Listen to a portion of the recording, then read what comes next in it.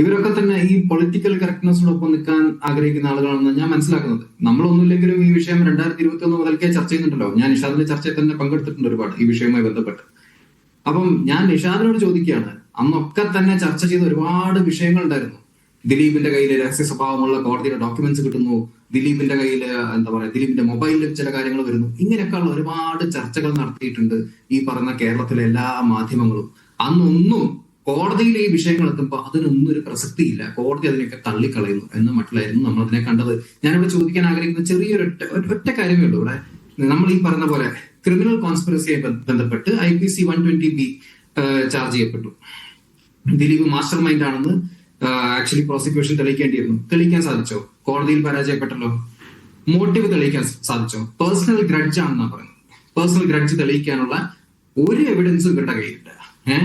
Gang റേപ്പിന്റെ charge IPC 376D ചാർത്തി കൊടുത്തു. എന്തായി? എന്തെങ്കിലും ചെയ്യാൻ പറ്റിയോ? ഒന്നും തെളിയിക്കാനുള്ള പ്രൂഫ് ഇവരുടെ കയ്യിലില്ല. ഡിസ്ട്രക്ഷൻ ഓഫ് എവിഡൻസ് IPC 201 ഇവിടെ വക്കീലിരിക്കുന്നുണ്ട്. അതുകൊണ്ടാണ് ഞാൻ പറയുന്നത്. ഞാൻ അതുകൊണ്ട് തന്നെയാണ് ഈ പറഞ്ഞ പോലെ IPC സെക്ഷൻസ് കോട്ട് ചെയ്തുകൊണ്ട് തന്നെ പറയുന്നത്. IT വയലേഷൻസിന്റെ ആക്ട് അത് പ്രകാരം ദിലീപിന്റെ എന്താ പറയാ ഫോണിലേക്ക് പല ഡാറ്റയും ചോരുന്നു. ഈ ഡാറ്റ എല്ലാം ദിലീപിന് കിട്ടുന്നുണ്ട്, കോടതിയിലുള്ള ഡോക്യുമെന്റ്സ് കിട്ടുന്നുണ്ട്. എന്തെങ്കിലും തെളിയിക്കാൻ കോടതിയിൽ സാധിച്ചോ? അദ്ദേഹത്തിനെതിരെ നടന്നത് ഒരു മാധ്യമ ക്യാമ്പയിൻ ആയിരുന്നു എന്ന് കേരളത്തില് ഈ വിഷയം ഒബ്സർവ് ചെയ്യുന്ന ഓരോ വ്യക്തിക്കും അറിയാം.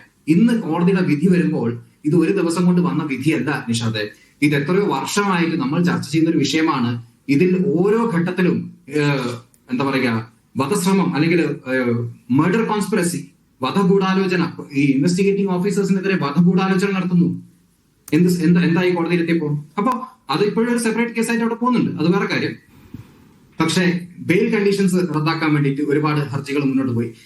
ബെയിൽ റദ്ദാക്കാൻ സാധിച്ചു. കാരണം ദിലീപിനെതിരെ പ്രൂവ് ചെയ്യാനുള്ള ഒരൊറ്റ എവിഡൻസ് പോലും പ്രോസിക്യൂഷൻ നിരത്താൻ സാധിച്ചില്ല എന്നതാണ് ഇതിലെ ഏറ്റവും പ്രസക്തമായ ഒരു വാദം. നമ്മൾ മനസ്സിലാക്കേണ്ട ഒരു കാര്യവും, ഒന്നുകിൽ ഇവിടെ ദിലീപ് കുറ്റക്കാരനാണ്. ഇവിടെ CPM പ്രതിനിധി അവരുടെ ഓപ്പണിംഗ് സ്റ്റേറ്റ്മെന്റിൽ നിഷാദിനെ ചോദ്യം ചെയ്തുകൊണ്ട് തുടങ്ങിയത് തന്നെ. കാരണം അത് ചോദിക്കാൻ എന്തെങ്കിലും ഉണ്ടോ? കാരണം ഞങ്ങൾ ഇരയോടൊപ്പം തന്നെ, നമ്മൾ ആരും ഇരയോടൊപ്പം അല്ലേ, നമ്മൾ ഇരയോടൊപ്പം തന്നെയാണ്. പക്ഷെ അവരോട് ചോദിച്ചൊരു കാര്യം, താങ്കളുടെ ചോദ്യത്തിന് പ്രസക്തി ഇല്ല എന്നാണ്. അപ്പൊ താങ്കളുടെ ചോദ്യത്തിന് പ്രസക്തി ഇല്ല എങ്കിൽ അവർ അംഗീകരിക്കുന്നുണ്ടോ? അവിടെ പ്രോസിക്യൂഷൻ പരാജയപ്പെട്ടു എന്ന് അംഗീകരിക്കുന്നുണ്ടോ? കേരള സ്റ്റേറ്റ് പോലീസിന്റെ അന്വേഷണം പരാജയപ്പെട്ടു എന്ന് അവർ അംഗീകരിക്കുന്നുണ്ടോ? നിങ്ങൾ ഹയർ അപ്പീലിന് പോയിക്കോളൂ. പക്ഷെ ഇപ്പം നിലവിൽ നിൽക്കുന്ന വിധി പ്രകാരം ദിലീപ് കുറ്റവിമുക്തനാണ്. അപ്പൊ അത് അംഗീകരിക്കാനുള്ള ഒരു സാമാന്യ മര്യാദയെങ്കിലും നമ്മൾ കാണിക്കണം. അത് കാണിക്കാതെ ഇന്നും അയാൾ കുറ്റാരോപിതനാണ്, അയാൾ ആസൂത്രകനാണ്, അയാൾ ഇതിൽ ആസൂത്രണം നടത്തിയിട്ടുണ്ട് എന്ന് പറയുന്നത് എന്തിന്റെ അടിസ്ഥാനത്തിലാണ്? അയാൾക്കെതിരെയുള്ള എല്ലാ വാദങ്ങളും കോടതിയിൽ പൊളിഞ്ഞതിന് ശേഷമല്ലേ ഈ പറയുന്ന വിധി വന്നത്. അപ്പം അത് അംഗീകരിക്കാനുള്ള ഒരു ബേസിക് മര്യാദയെങ്കിലും നമ്മൾ കാണിക്കട്ടെ നിഷാദെ. ഇതില് ഞാൻ ഇപ്പോഴും ഓർക്കുന്നുണ്ട്, അന്ന് TP സെൻകുമാർ 2017 ഇന്നും അദ്ദേഹം ആവർത്തിച്ച് പറഞ്ഞൊരു സ്റ്റേറ്റ്മെന്റ് ഉണ്ട്.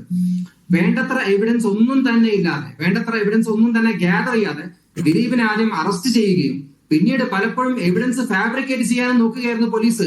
2017 TP സെൻകുമാർ നമ്മുടെ സ്റ്റേറ്റ് പോലീസിന്റെ ഹെഡാണ്. അന്നായിരുന്നു ഈ കേസ് ആരംഭിച്ചത്. പിന്നീട് അദ്ദേഹം റിട്ടയർ ആവുന്ന 2017 തന്നെയാണ് വിചാരിക്കുന്നു. പക്ഷെ ഈ കേസ് ആരംഭിച്ച സമയത്ത് അദ്ദേഹം സ്റ്റേറ്റ് പോലീസിന്റെ ഹെഡായിരുന്നു. അപ്പൊ അന്നത്തെ ഒരു പോലീസ് മേധാവിയുടെ സ്റ്റേറ്റ്മെന്റ് ആണിത്. അപ്പൊ അതിനൊന്നും പ്രസക്തിയില്ല. ഇവിടെ നിങ്ങൾ പറയുന്ന കാര്യങ്ങൾ, ഇവിടെ ഒരു പ്രത്യേക ചാനൽ ദിലീപിനെതിരെ ഒരു ക്യാമ്പയിൻ പോലെ നടത്തുകയായിരുന്നു.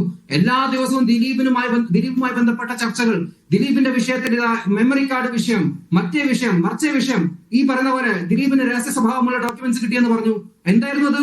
കോടതിയുടെ A1 ഡയറി, കോടതിയുടെ ഡെയിലി ഷെഡ്യൂൾ നോക്കുന്ന ഡയറി. അതെന്തായിരുന്നു? ആർക്കും ആക്സസ് ചെയ്യാൻ പറ്റുന്ന ഒരു പബ്ലിക് ഡോക്യുമെന്റ് ആണത്. പിന്നെ ഇവിടെ വെറും സാക്ഷിയായിട്ടുള്ള അദ്ദേഹത്തിന്റെ ഭാര്യയെ പോലും, ഇവിടെ സ്ത്രീകൾക്ക് വേണ്ടി നിൽക്കുന്ന ആളുകളുണ്ടല്ലോ, കുറെ സ്ത്രീകൾക്ക് വേണ്ടി അല്ലെങ്കിൽ പൊളിറ്റിക്കൽ കറക്റ്റ്നസിന് വേണ്ടി സംസാരിക്കുന്ന ആളുകളുണ്ടല്ലോ. അവരോട് എനിക്ക് ചോദിക്കാൻ ഞാൻ ആഗ്രഹിക്കുന്ന ഒരു കാര്യം, ദിലീപിന്റെ ഭാര്യയുടെ സ്ത്രീയല്ലേ, അവരെ എത്രത്തോളം മാധ്യമങ്ങൾ വിചാരണ ചെയ്തു? കാവ്യ മാധവനുമായി ബന്ധപ്പെട്ട് പോലീസ് ഒരു എൻക്വയറി നടത്തുമ്പോൾ അതിന് മാധ്യമങ്ങൾ അടിച്ചു വരുന്നത് എന്താ അറിയോ? കാവ്യ മാധവനെ ചോദ്യം ചെയ്തു. മറ്റ് സാക്ഷികളായിട്ടുള്ള ആളുകളുടെ ഇൻവെസ്റ്റിഗേഷനുമായി ഭാഗമായിട്ട് മറ്റ് സാക്ഷികളുമായി പോലീസ് ഒരു ഇന്റർഗേഷൻ എന്ന് പറയാൻ പറ്റില്ലല്ലോ, കാരണം അതൊരു ചർച്ചയാണ്, ബേസിക്കലി ഒരു ഡിസ്കഷനാണ്. അത് നടത്തുമ്പോൾ അതിൽ വരുന്നവരെ അവരുടെ മൊഴിയെടുക്കുന്നു. കാവ്യ മാധവനുമായി ബന്ധപ്പെട്ടത് വരുമ്പോൾ കാവ്യ മാധവനെ ചോദ്യം ചെയ്യുന്നു. അപ്പൊ ദിലീപിന്റെ കുടുംബത്തെ ആക്രമിക്കുക, ദിലീപിനെ പേഴ്സണലി ആക്രമിക്കുക, 8-9 വർഷമായ ഒരു മനുഷ്യന്റെ ജീവിതം തകർക്കുക, എന്നിട്ട് ഇപ്പോഴും വന്നിട്ട് പറയുക അയാൾ കുറ്റക്കാരനാണ്. ഞാനിവിടെ CPM പ്രതിനിധിയോട് ചോദിക്കാൻ ആഗ്രഹിക്കുന്ന ഒരു കാര്യമുണ്ട്. അവർ പറഞ്ഞത് ഇതിലെ മറ്റെല്ലാ പ്രതികളും ശിക്ഷിക്കപ്പെട്ടതാണ്. ഇല്ല, 7ാം പ്രതിയും കുറ്റവിമുക്തനാണ്.